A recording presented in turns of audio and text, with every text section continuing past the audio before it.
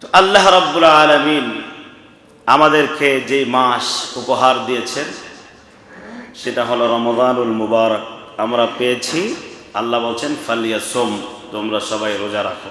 যেই এই মাস পাবা সেই রোজা রাখবা। তো আল্লাহ পাকের অশেষ মেহেরবানি এবং তৌফিকে আমরা রোজা রেখেছি আজকেও, আলহামদুলিল্লাহ বলি সবাই। তবে এই রোজা পরিপূর্ণ হবে কিছু কাজের দ্বারা। রোজা আমরা রাখলাম, যদি রোজার কোনো ফায়দাই না হয় তাহলে এই রোজা রাখা আর না রাখা তো সমান, ঠিক না? তাহলে আমরা যেহেতু আল্লাহর হুকুম পালন করার জন্য রোজা রেখেছি, তাহলে আমাদের আরো কিছু কাজ আছে, সেই কাজগুলা করতে। কাজ কি? আমাদের দেহের মধ্যে যে অঙ্গ প্রত্যঙ্গগুলো আছে, একটা অঙ্গ হলো চোখ। এই চোখকে হেফাজত করতে হবে। নাটক, সিনেমা, গান, পরনারী, এক কথায় নাফরমানিমূলক যত জিনিস আছে ওই সকল জিনিসের দিকে চোখ দিয়ে তাকানো যাবে না। চোখকে হেফাজত করতে হবে ভাই। আরেকটা অঙ্গ আছে আমাদের কান। এই কান দিয়ে গুনাহ হয় এমন কোনো কিছু শ্রবণ করা যাবে না। আমাদের দেহের আরেকটি গুরুত্বপূর্ণ অঙ্গ হলো মুখ। এই মুখ দিয়ে মিথ্যা কথা বলা, গালিগালাজ করা, ঝগড়া করা, ফাহেসা কথা বলা, এগুলা করা যাবে না। এই কাজগুলো থেকে আমাদেরকে বিরত থাকতে হবে। শরীরের আরো যে অঙ্গ প্রত্যঙ্গগুলো আছে, হাত, পা, অন্তর, এই সব কিছুকে গুনাহের কাজ থেকে, গুনাহের চিন্তা থেকে ফিরিয়ে রাখতে হবে। যদি আমরা রাখি তাহলে আমাদের এই রোজা এমন রোজা হবে যেটা আমাদেরকে জাহান্নামের আগুন থেকে বাঁচাবে। নবী সাল্লাল্লাহু আলাইহি ওয়াসাল্লাম বলেছেন, আস-সিয়ামু জুন্নাতুন, রোজা হলো ঢাল স্বরূপ। যতক্ষণ এটাকে ফেরে ফেলা না হয়, চিরে ফেলা না হয়। ঢাল তো আপনারা চিনে নিন। যুদ্ধের ময়দানে যখন তরবারির মাধ্যমে যুদ্ধ করত, তখন এক হাতে তরবারি থাকতো, আরেক হাতে ঢাল থাকতো। প্রতিপক্ষের আক্রমণকে ফেরানোর জন্য ঢাল ব্যবহার করত, ঢাল। তো সেই ঢাল, মুজাহিদ যেমন ঢাল ব্যবহার করে প্রতিপক্ষের আক্রমণ থেকে নিজেকে রক্ষা করে, আর যদি ঢাল না থাকে তাহলে তো আক্রমণ প্রতিহত করতে পারবে না। এক আক্রমণ করতে আরেক দিক থেকে মেরে তাকে শেষ করে দেবে। তো নবীজি এই ঢালের সঙ্গে রোজাকে উপমা দিয়েছেন, উদাহরণ দিয়েছেন, যে রোজা হলো মানুষের জীবন রক্ষার ঢালের মতো। ঢাল দিয়ে যেমন জীবন রক্ষা করে, মুমিন মুসলমান এই রোজা দিয়ে জাহান্নামের আগুন থেকে নিজেকে রক্ষা করবে। আর এই রোজা ঢাল হিসেবে সাব্যস্ত হবে কোন সময় পর্যন্ত? যতক্ষণ পর্যন্ত সে এই রোজাকে ঠিক রাখবে। হ্যাঁ, রোজা যদি নষ্ট হয়ে যায় তাহলে তো এটা ঢাল হিসেবে ব্যবহার হবে না। আর রোজা নষ্ট হয় কিসের দ্বারা? হালকা হয়ে যায় কিসের দ্বারা? চিরে যায়, ফেরে যায়, শেষ হয়ে যায় কিসের দ্বারা? এই যে চোখের হেফাজত, মুখের হেফাজত, কানের হেফাজত, অন্যান্য অঙ্গ প্রত্যঙ্গের হেফাজত না করার দ্বারা। যদি হেফাজত না করা হয় তাহলে রোজা চিরে যাবে, ফেরে যাবে, নষ্ট হয়ে যাবে। হাদিসের মধ্যেও নবী সাল্লাল্লাহু আলাইহি ওয়াসাল্লাম বলেছেন, ইযা কানা ইয়াউমি সাওমি আহাদিকুম, যখন তোমাদের কারো রোজার সময় হয়, রোজার দিন আসে, ফালা ইয়ারফুস, সে যেন অশ্লীল কথা না বলে। সে যেন অশ্লীল কথা না বলে, ওয়ালা ইয়াসখাত, এবং সে যেন হট্টগোল না করে, ঝগড়াঝাটি না করে। নবীজি এটাও বলেছেন, ফাইন সাব্বাহু আহাদুন আও কাতালাহু, কেউ যদি রোজাদারকে গালিগালাজ করে অথবা ঝগড়াঝাটি করার জন্য আসে, ফালিয়াকুল ইন্নী সাইম, সে যেন এটা বলে দেয় যে আমি রোজাদার, আমি রোজা রেখেছি, তোমার সঙ্গে ঝগড়া করা, তোমার সঙ্গে গালাগালি করার সময় এখন আমার নেই। পরিষ্কারভাবে এটা বলে দিবে, ফালইয়াকুল ইন্নী সাইম, ভাই আমি রোজা রেখেছি। অন্য কোনো কথা বলা যাবে না। এক কথায় দূরে সরে পড়বে, ঝগড়ার মধ্যে জড়াবে না। শয়তান তো যাবে রাগ উঠাই দিয়া একদম ঝগড়ার মধ্যে লিপ্ত করায় মারামারি পর্যন্ত করাই দিবে। এটা তো শয়তানের চাবেই, রাগ নিয়ন্ত্রণ করা চাই ভাই। অন্য হাদিসের মধ্যে নবী সাল্লাল্লাহু আলাইহি ওয়াসাল্লাম বলেছেন, মান লাম ইয়াদা কাওলা আয-যুর ওয়াল আমাল বিহি, যে ব্যক্তি মিথ্যা কথা বলা ছাড়তে পারলো না। দেখেন নবীজি কি বলতেছেন, মান লাম ইয়াদা কাওলা আয-যুর, যে ব্যক্তি মিথ্যা কথা বলা ছাড়তে পারলো না,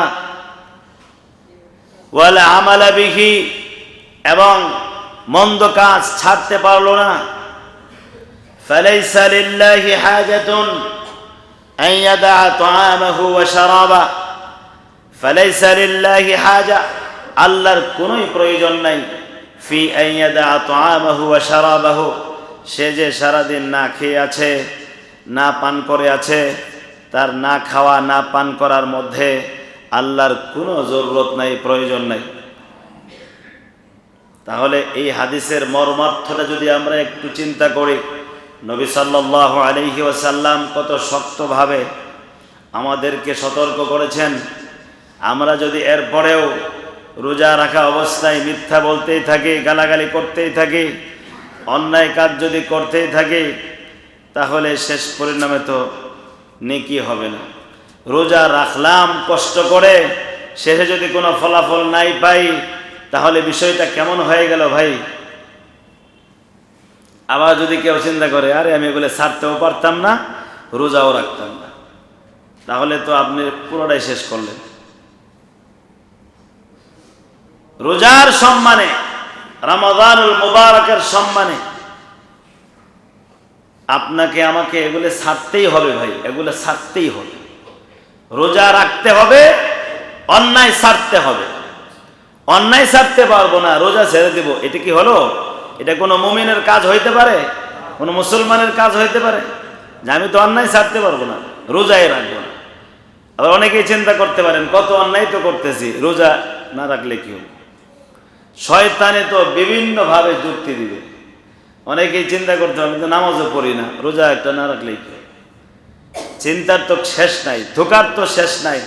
শয়তান তো আল্লাহ পাকের কাছে যখন অভিশপ্ত হয়েছিল, তখনই তো এটা বলছিল যে সুম্মা লাআতিয়ান্নাহুম মিন বাইনি আইদিহিম ওয়া মিন খালফিহিম ওয়া আন আইমানিহিম ওয়া আন শামাইলিহিম।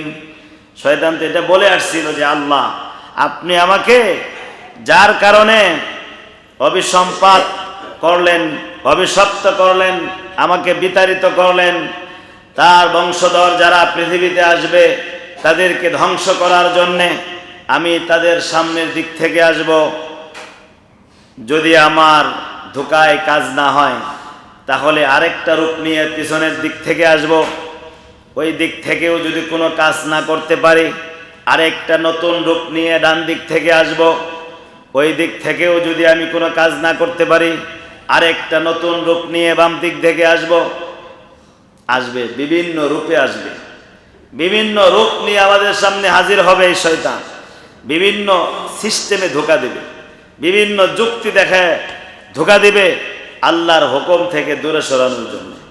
এজন্য প্রিয় ভাইয়েরা, রব্বুল আলামিন আমাদেরকে শয়তানের এই সব পলিসি আল্লাহ পাক জানাই দিয়েছেন যে দেখো, তোমাদেরকে শেষ করার জন্যে বিভিন্ন রূপ নিয়ে তোমাদের সামনে হাজির হবে। তোমাদেরকে সজাগ থাকতে হবে, সতর্ক থাকতে হবে, রবের যেন কোনো নাফরমানি না হয়, কোনো অবাধ্যতার মধ্যে তোমরা যেন লিপ্ত না হও।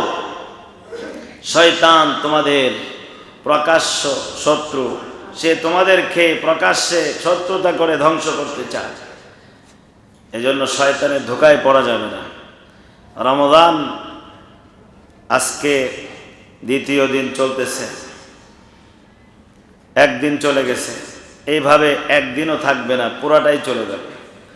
আমরা কিছু অর্জন করার জন্য চেষ্টা করি, আল্লাহ তাআলা আমাদেরকে তৌফিক দান করুন। অনেক নেকির কাজ করার সময় এখন, নেকির কাজ করার সময় এখন, গুনাহ থেকে বিরত থাকার সময় এখন।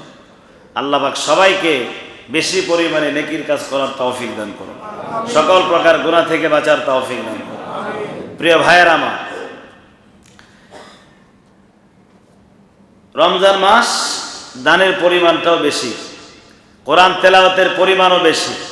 হাদিসের কথা, বুখারীর বর্ণনা, নবী সাল্লাল্লাহু আলাইহি ওয়াসাল্লামের হাদিস, নবীজি সাল্লাল্লাহু আলাইহি ওয়াসাল্লাম কি আমল করতেন রমজানে, কি আমল করতেন রমজানে? রমাদানুল মুবারকে কোরআন তেলাওয়াত করতেন। নবীজি জিবরাইল আলাইহিস সালাতু ওয়াস সালামকে রমজানে কোরআন তেলাওয়াত শোনাইতেন। জিবরাইল আসতেন, জিবরাইল সালাম আসতেন, এসে যতটুকু নাজিল হয়েছে নবীজির উপর ততটুকু নবীজি জিবরাইলকে একবার শোনাইতেন, আর জিবরাইল আলাইহিস সালাতু ওয়াস সালাম নবীকে শোনাইতেন। সুবহানাল্লাহ, দৌড় করতেন কোরআন। তাহলে একটা আমল হলো, আমরা কি করব? কোরআন তিলাওয়াত করব। নামাজ তো সারা বছর ফরজ, রমজানেও তো ফরজই, রমজানেও আদায় করব। এক ওয়াক্ত আদায় করলে 70 ওয়াক্তের নেকি আমল নামায় যোগ হবে। নফল নামাজ বেশি করে নবীজি পড়তেন, তো সেটাও আমরা করব, নফল নামাজ বেশি করে করব। নবী সাল্লাল্লাহু আলাইহি ওয়াসাল্লাম রমাদানুল মুবারকে রাতের সময়ের মধ্যেও খুব হেফাজতের সাথে ইবাদতের মধ্যে কাটাইতেন। তাহাজ্জুদের নামাজ, সারা বছর তো ঘুম থেকে ওঠা না ওঠার অনেক বিষয় থাকে, কিন্তু রমজানে সাহারি খাওয়ার জন্য হলেও তো আমরা আগে ভাগে উঠি, ঠিক না? তো তাহাজ্জুদের অভ্যাসটা রমজানে করা যায়, এটা একটা সুবর্ণ সুযোগ আমাদের। যদি রমজানে অভ্যাসটা করে ফেলতে পারি, তাহলে সারা বছর এই তাহাজ্জুদ নামাজের অভ্যাসটা বাকি রাখা আমাদের জন্য সহজ হবে। তো একটু আগে 10-15-20 মিনিট আগে উঠে ওযু করে 2-4 রাকাত যার যতটুকু সামর্থ্য হয়, চেষ্টা থাকতে হবে পরিমাণটা বাড়ানো, চেষ্টা থাকতে হবে কি ভাই? পরিমাণটা বাড়ানো। তো তাহাজ্জুদ নামাজের অভ্যাসটা আমরা এখন করে নিতে পারি, এটা আমাদের জন্য একটা সুযোগ আছে। সবাই যেহেতু উঠে, এজন্য সহজ। তো নবী সাল্লাল্লাহু আলাইহি ওয়াসাল্লাম রমজানে এই আমল করতেন, আরো আমল করতেন, দানের পরিমাণ বাড়াই দিতেন। নবীজির আমল মিনার রিহিল মুরসালা, প্রচন্ড বেগে প্রবাহিত বায়ুর চাইতেও নবীজির দানের পরিমাণ ছিল এই পরিমাণ বেশি। কি পরিমাণ নবীজি দান করতেন? নবীজির কাছে যা সাধ্য ছিল ওইখান থেকেই দান করতেন, বেশি থেকে বেশি দান করতেন। তা রমাদানুল মুবারক শুরু হয়ে গেছে, সব আমলগুলোই আমাদের করা উচিত। আল্লাহ পাক সব আমল করার তৌফিক দান করুন, সবাই বলে আমিন।